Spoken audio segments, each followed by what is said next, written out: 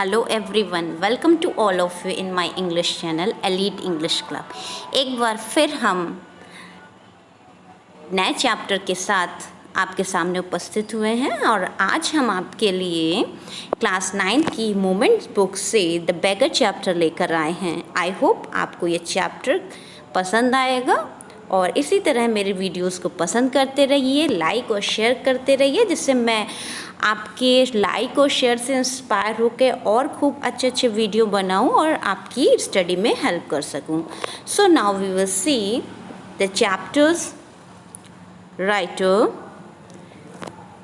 एंटन Pavlov Chekhov, ये एक Russian play right हैं और शॉर्ट स्टोरी राइटर भी, जो कि महान राइटर्स में से एक शॉर्ट फिक्शन हिस्ट्री में इनका नाम जाना माना जाता है। इनका करियर एक प्ले राइटर के रूप में सामने आया। इन्होंने 4 क्लासिक्स लिखे और इनकी बेस्ट स्टोरीज़ में इनकी जो नाम आता है और इवन इनका क्रिटिक में भी नाम फेमस है। इनका जन्म 29 जनवरी 1816 में रशिया में हुआ था और डेथ 15 जुलाई 1904 में बाडेन-वेलर जर्मनी में हुई थी। ये मोस्टली सिमेट्री इन मॉस्को में रहते थे और इनकी वाइफ ओल्गा निपर थी। इन्होंने कई सारी मूवीज़ पर वर्क किया है। The duel, one on 42nd street and unfinished piece of for mechanical piano and dark eyes, these are some movies of him. Now we will see summary. ये एक बहुत ही इंस्पायरिंग चैप्टर है जिसमें एक बेगर होता है जो तरह तरह की कहानी दूसरों को नरेट करके उनसे बेगिंग करता है। एक बार का इंसिडेंट है जिसके कारण उसकी लाइफ पूरी तरीके से ट्रांसफॉर्म हो जाती है। एक बार वो जब भीख मांग रहा था, बेगिंग कर रहा था, तब वो उसका सामना एक एडवोकेट से होता है जिनका नाम सरगेई होता है। वो सरगेई एडवोकेट लश्कोव को बेगिंग ना करके उसको काम पर रख लेते हैं। Sergei asked him to cut wood at his house. Sergei उसे ऑफर करते हैं कि तुम मेरे घर पर वुड्स चॉप करना।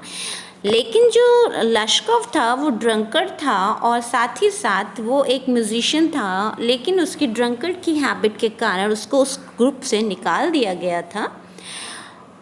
फिर वो उसके साथ लश्कोव जो होता है वो सरगेई के साथ जाने के लिए एग्री कर जाता है। ही आस्क्स द कुक। जब वो घर पहुंचते हैं तो सरगेई अपने कुक से कहते हैं कि उसे उसकी जगह दिखाया जाए और जहाँ पर लकड़ियाँ रखी हैं वो शेड उसे दिखाया जाए। बेगर वॉज टू वीक। बेगर बहुत ही गरीब और वीक होता है, काफ़ी कमज़ोर होता है। And was under the influence of alcohol, क्योंकि वो ड्रिंक बहुत करता है, इस वजह से वो सीधा खड़ा भी नहीं हो पाता है और वो शायद ही अपने पैरों पर खड़ा हो पाता। इसे देखकर ओल्गा जो उसकी कुक है वो उसके लिए लकड़ियाँ चॉप करती है और इस तरह से सरगेई बहुत खुश होते हैं उसकी चॉपिंग से, क्योंकि सरगेई को लगता है कि लश्कोव ने ये लकड़ियाँ चॉप करी हैं तो उसके लिए उसे 50 कॉपेक्स दे देता है वो, और उससे कहता है कि तुम इसी तरह हर महीने के पहले दिन आ जाया करो जिससे कि मैं तुम्हें काम दे दिया करूँगा। उसने कहा कि सम टाइम ही asked him to shovel the snow, कि स्नो हटाने के लिए आउट हाउस के रूप से, और सम टाइम्स उसको लकड़ियाँ चॉप करने के लिए और सम टाइम्स डस्ट को साफ़ करने के लिए वो उसे काम देता था इस तरह के, और उसके लिए उसे 20 to 40 कॉपेक्स जैसा वर्क होता था उसे पेमेंट करता था और कभी कभी अपने पुराने कपड़े भी दे देता था। When Sergei shifted his house, जब सरगेई यहाँ से शिफ्ट हो रहे थे तो उन्होंने इस बेगर को उसकी हेल्प करने के लिए उसको एक आर्टिकल का काम ट्रांसपोर्ट में दिलवाया। Beggar had changed as he was sober that day and Sergei felt satisfied that his efforts had paid in reforming a drunkard। और इस तरह से सरगेई को भी थोड़ा सेटिस्फैक्शन हुआ कि उसने एक बेगर की लाइफ को पूरी तरीके से रिफॉर्म कर दिया। वो ड्रंकर्ड था, अब वो सही हो गया। जैसे कि वो लिख पढ़ सकता था, तो सर्गेई ने उससे जब उसका नाम पूछा और उसे ऑफ़र किया उससे बेटर वर्क करने के लिए, and shook hands with him, और उसके साथ हाथ मिलाया कि आगे हम लोग मिलेंगे फिर कभी। उस दिन से लश्कोव कभी भी सामने नहीं पड़ा, कभी भी सर्गेई से उसकी मुलाकात नहीं होती है। 2 साल बाद सर्गेई जब टिकट खरीद रहे थे थिएटर में, वहीं पर लश्कोव उन्हें दिखाई देता है। लश्कोव अच्छे से कपड़े पहने हुए था, वो भी एक गैलरी एरिया में खड़ा था टिकट खरीदने के लिए। सर्गेई ने उसे देखकर बड़ी ही खुशी होती है और उसे अपने पास बुलाते हैं।